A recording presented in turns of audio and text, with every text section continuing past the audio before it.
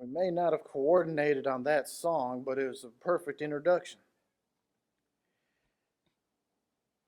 As we look at, as we continue through Matthew and looking at, step by step, walking through the life that Matthew is relating to us, we come to Matthew chapter 18. And that song, just a few more days, we've got a few days left here. We don't know how many. Maybe it's a few hours, maybe it's a few days, maybe it's a few years.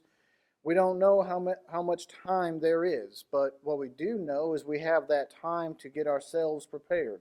And in this next section here of Matthew, we see Christ trying to prepare us. And more so is that he focuses our thought to the right question to ask. I guess I think about it as like there have been different movies, different things. It's like, ask the right question, you'll get the answer you need.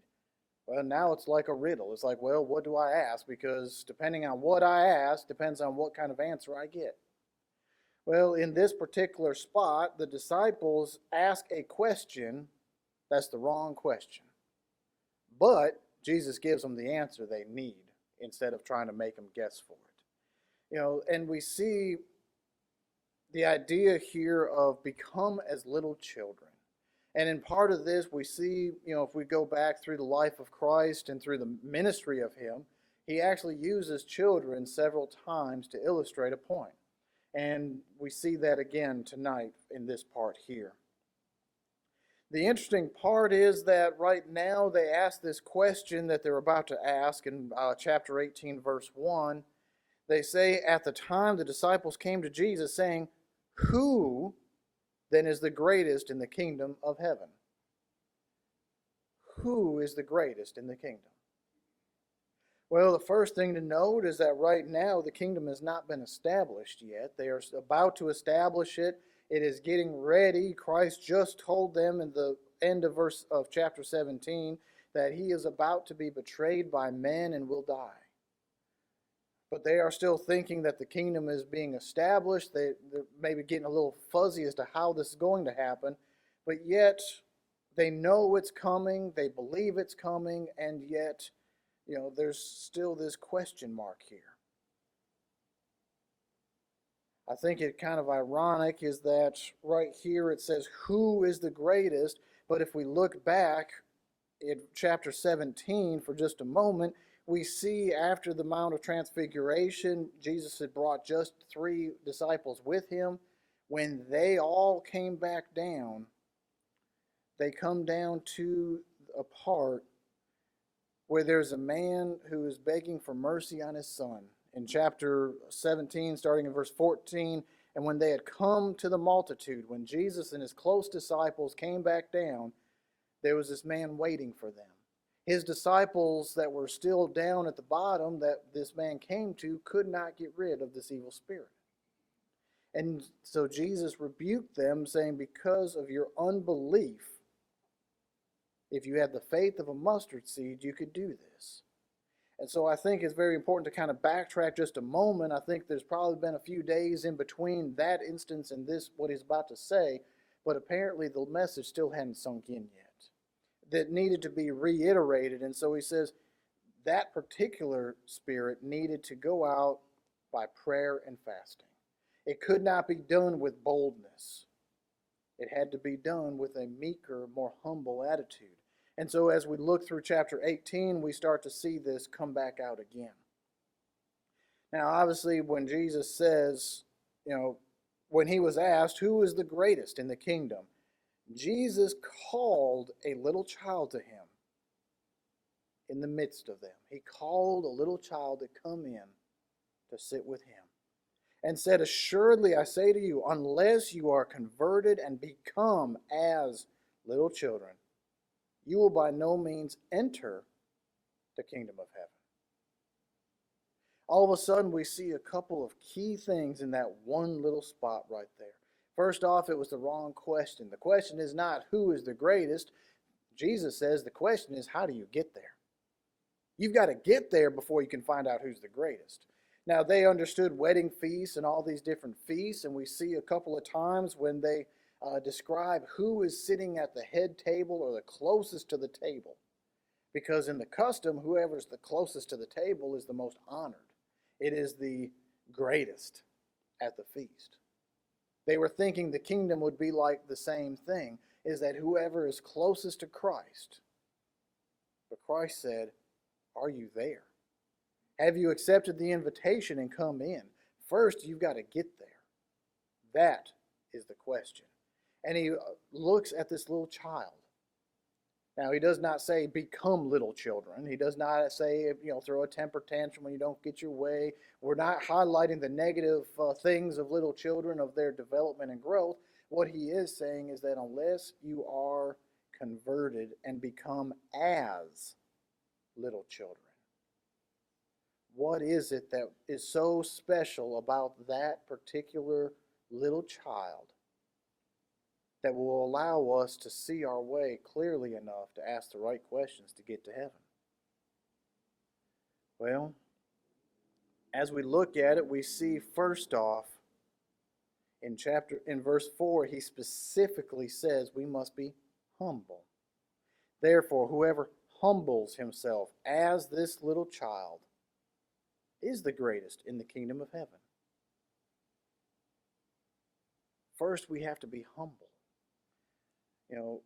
It is, humble being defined as having or showing a modest or low estimate of one's own importance.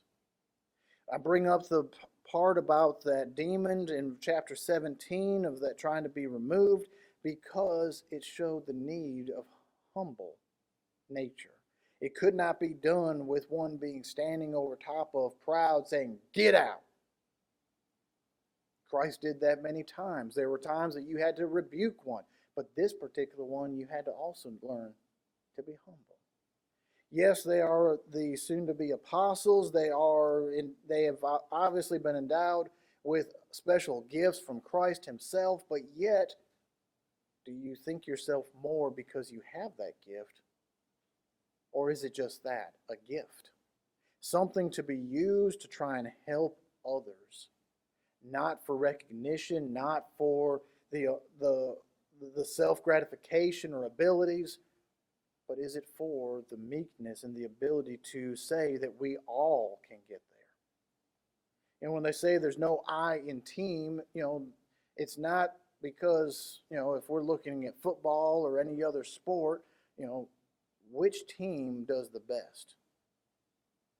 It's the team when even the best players and the ones that know that they're the best still work as a team. They work with their teammates, not against their teammates. They're not trying to show off themselves. They may highlight their skills in the process, but they can't do it alone. You can have the best quarterback in the entire world, but if you don't have a defensive line working to help protect that quarterback, he's not going to have the time to use his skill. And you see what happens in games when the quarterback and the line do not see eye to eye. When they take and are at odds with each other because I'm so much better than you, look at what I am, and you just need to get there and block. There's no humbleness there, and then the line falls apart. The team does not work together well. This little child, the characteristic of the child itself does not have that overinflated ego. They have not learned that part yet. They're in training of doing some of the emergency response things that I do. I have a go-to video that I show some of my students. It is a video of a state trooper in another state. He's going to a conference and he is the primary presenter. It is his opening speech. He talks about who is in charge on a wreck scene out on the highway. He goes through the ambulance, the fire, every single person that might respond. And he goes through it very accurately in that a lot of times at the scenes, every single leader of every single group thinks that they are in charge. I have this, I have this. That head gets bigger and bigger with how many toys I have, with how much rank I have, with how much years of experience I have. But ultimately, it comes down to the point that he makes is that each person is in charge of their own area, and we should all be working together. Look at children. Look at something else that he makes mention of is that there are several key things that we learn in kindergarten that apparently we forget as we grow older. Share, say sorry, don't hit, several things. Why do we take and teach our children to be good, and then later on but yet sometimes we forget those basic lessons? We see too many adults out and about that have forgotten those basic and simple things. Be as little children. Do not have that overinflated ego. When we do get upset, how long do they stay upset and hold grudges? They don't. They're going to be the person that they just got upset with and hit, they'll be back playing with them in 10 minutes. But as adults, what do? We hold grudges. We take and destroy relationships, destroy opportunities. Christ says, become as this little child. Sometimes we have to let go of ourselves to gain something else. That child forgives quickly, gets past being angry, and is willing to grow and learn. Oh, here's a good one for Mother's Day. We started the morning with wives and husbands. Now we're at little children. How many children have said, I hate you, and still talk to you now and love you? They might be little children and throw that little temper, but then what do? They get over it. They remember all the good. They see all of it. We must also take and look at being accountable for what we do. The process we take is life-changing. If he says to be converted, change ourselves back to something simpler. Change ourselves to something that focuses towards God and His will. And in doing so, we see these different points. We must be completely changed. Being converted does not mean that we just kind of sometimes turn on the light switch on and off. We take and change completely. If we change, if we do laundry and and I throw this nice brand new red shirt that's never been washed into a bunch of white clothing, that white clothing just got converted. There's no going back. Do we do that to our souls when we go into the watery grave of baptism to be part of Christ's church, to be part of His body? Do we fully change ourselves? And it may be a lifelong process to do so, but are we focused there? We must be humble.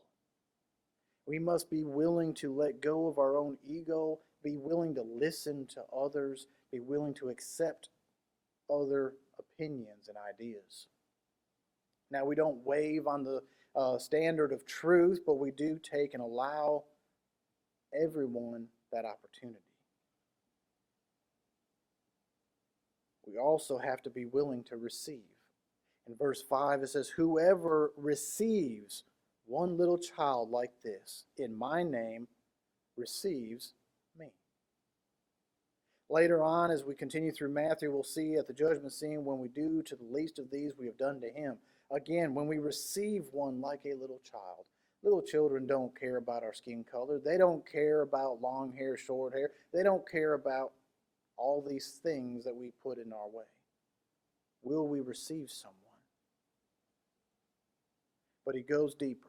As we continue to the next verses here, verse 6 says, we must not cause others to sin. Verse 6, but whoever causes one of these little ones who believes in me to sin, it would be better for him if a millstone were hung around his neck and he were drowned in the depths of the sea. Can you imagine Christ saying that? That's got to have something to it. If Christ is saying it is better for you to go and walk the plank and fall overboard and be drowned than it would be to cause his children to sin. That's a serious thing to consider and think about as we go through our lives. In verse 7, he tells us another thing not to do. We must not bring sin in for others to be tempted by or to follow. Are we the problem? Or is somebody the problem? When we have learned the way, then do we take and bring that sin in for others? In verse 7, woe to the world because of offenses. He already knows that the world is full of offense. We already know the world is full of sin. But he continues by saying, for offenses must come, but woe to that man by whom the offense comes. We know that they're in the world. Don't bring them inside. Don't bring them to the church. Don't bring them in our lives, and don't cause someone else to do it. Woe to that person who does.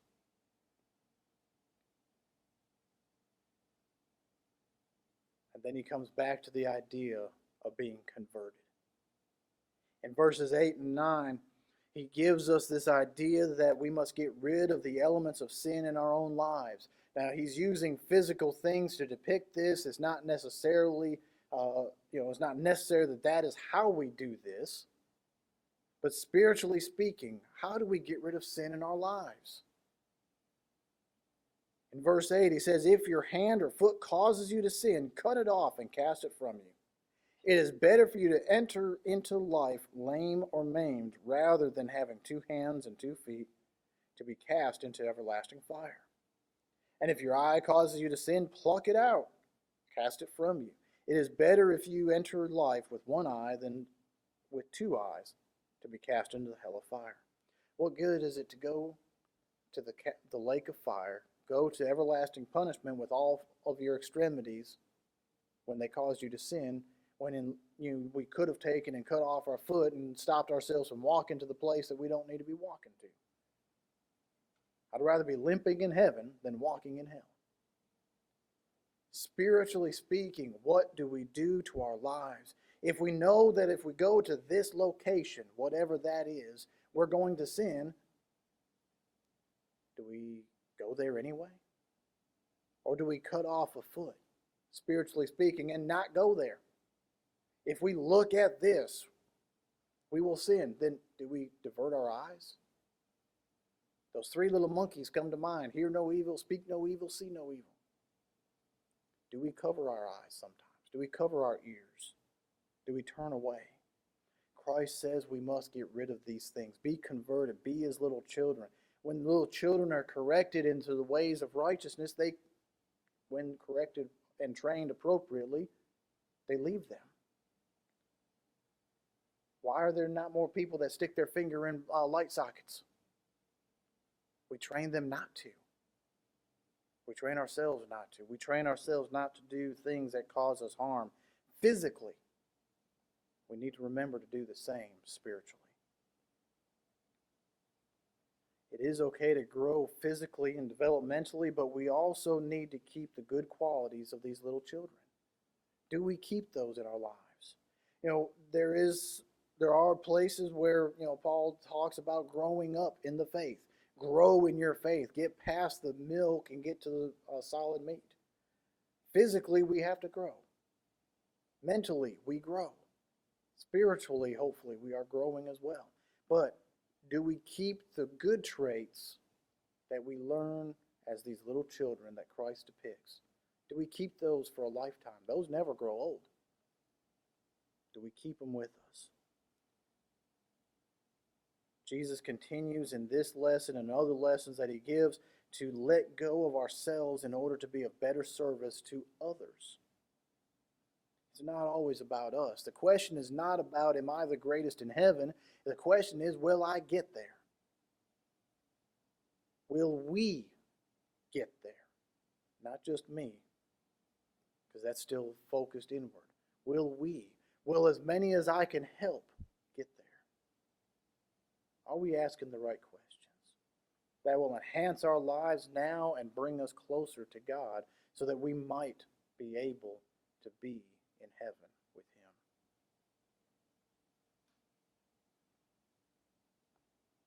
Sometimes it's the simple things in life that can teach us so much. If we would stop and look at them sometimes. Look at the little children. They bring smiles to our faces. Why?